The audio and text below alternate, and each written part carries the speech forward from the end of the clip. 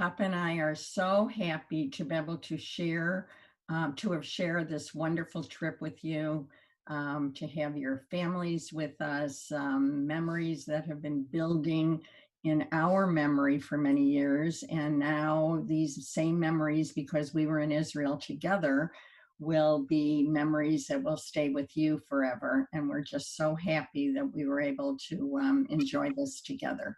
We have planned this trip for so many years. This was our third trip to Israel. Mom and I went on this trip in 1970, where we worked in Israel, opening the first American bank in Tel Aviv. And then we went again for Jason's bar mitzvah, which was held on Masada. And now we went with all of our children. And it was a delight to have you all with us as we walked the country. And there are so many highlights to this that I am sure that you all will remember. But obviously, a major highlight was having Victoria and Shayna do their mitzvahs with all of us together. Yeah, we'll get to that. We flew on Delta, if you remember, and we went from Tampa to New York. We were picked up by the charter limo and brought us to the airport. And the flight to New York was uneventful. We got to New York and there was a long delay. There was like a 7 or 8 hour delay between the time we arrived and the time we took off. And Delta offered us their lounge. They were very kind because I have a lot of miles with Delta, and they let us use their lounge until 11 o'clock at night when our Tel Aviv flight left. So I think that's when our eating actually started to begin. And we had comfortable chairs, we had television, and we had food, which was wonderful. And we had each other. Well, then we got on this plane, and it was a 737. It was big.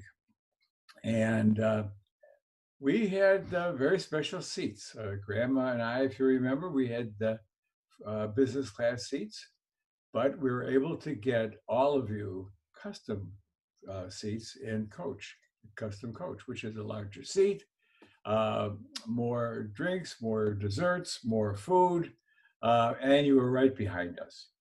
So we could play together throughout the flight. You came up. I remember you came up to the business class and you wanted to see how they turned into beds. And I think you wanted to sneak in bed with us. Which I would have loved, but the stewardess would not let you do that. The stewardesses were wonderful. But we got through the flight and we arrived in Tel Aviv. And it is exciting. It is exciting if you remember the first time we entered the country. That is that way for Mom and me. The first time we left the plane in 1970 and stepped on Israeli soil, it was mind-boggling. It was life-changing, and I'm sure that all of you feel the same way, that you have a connection to the people of Israel that you did not have before we went there. So similar to Italians that go back to Italy, or Catholics that go to the Vatican.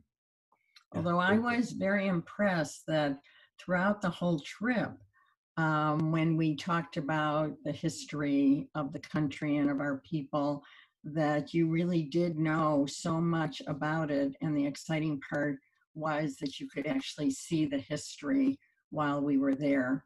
So the temple has done a good job with educating all of you. Well, we got off the plane, and fortunately, we were met by our guide.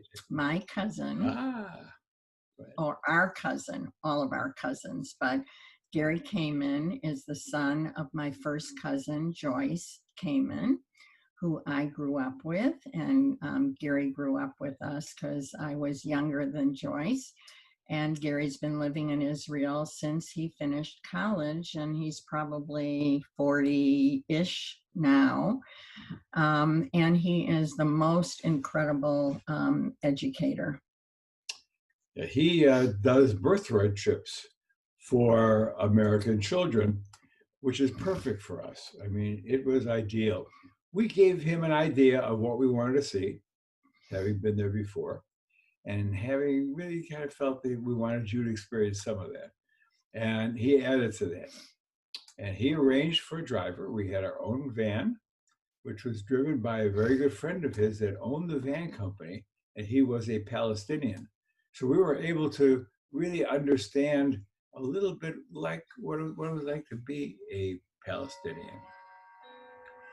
That first night, we were exhausted. We were exhausted from the flight, but we drove to our hotel, the Tal Hotel, which was right across the street from the beach, from the Mediterranean. We were at Friday night, so we ate at the hotel, kosher, and spent the evening really just looking outside, smelling the air, and going to bed early. And nobody stayed up late that night. We were all very, very tired. When we awoke the next morning, gosh, there was Israel. There was the Mediterranean. There was all of the things you dream about. And it was Saturday. So it was imperative that we walk. And we walked the city. We walked all along the boardwalk, which was along the water, and stopped at various places to view special sites. And of course, when we stopped at various places, it was probably our first day with falafels, because I could add that to just about every day we had a falafel. Food was very expensive, if I remember correctly. But one of the stops where we had was the Shalom Towers. Shalom Towers was the place where Papa opened a bank, worked for a bank that opened a bank in the Shalom Towers. This was 1970. We were the first American bank in Israel. We were encouraged to open this up because other banks were doing business with the Arabs and couldn't do business with Israel. So we were that conduit. And Grandma and I spent the time in Israel building the bank, hiring the people, and the grand opening was with Golda Meir cutting the ribbon. And again, this was in Tel Aviv. So seeing the building this time, though, it was run down. Mm-hmm. Keep in mind, this was 1970. This was 50 years ago. Think about how young Papa and I were 50 years ago. But it was fun going there because of the memories that we had, the days and days that we spent there in the grand opening. And we just continued to walk. We walked through the old city. We walked to see the shuks. Some of the Palestinian shops were open. The Jewish shops were closed because it was Shabbat. And we just kept walking on this boardwalk. I remember we walked the entire day. There were places that you could stop that had signs that you could pose with the sign and the overview of the city of Tel Aviv. Tel Aviv is a very modern city, very beautiful. That afternoon, we made it back to the hotel, and Judith's family has cousins living in Tel Aviv who came to the hotel. Morris and Simon. And they had a chance to meet most of you. It was nice. So from there that evening, we walked along the boardwalk, the opposite direction, and ate in an outdoor seafood restaurant. Which was delicious, if you remember. Oh my gosh, there was so much food. We couldn't finish the food. It was called the Benny the Fisherman, Benny, Benny the Fisherman. And it was outstanding. And we ate outside and had a fabulous meal. And by the time we walked back on the boardwalk back to the hotel, it was dark.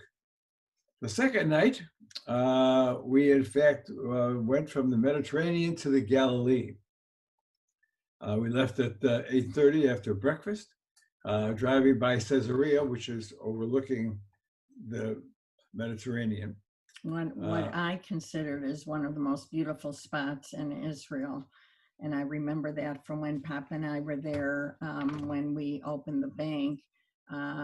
If every time I had the chance to go over to Caesarea, that's where I wanted to go. And that second day, as we were driving, we stopped in Nazareth. Nazareth is well known because that was Jesus's town. And we spent time there learning about Nazareth, the town, Jesus, how he was raised, and absorbing the history, the fact that Jesus really existed, Moses really existed, Abraham really existed.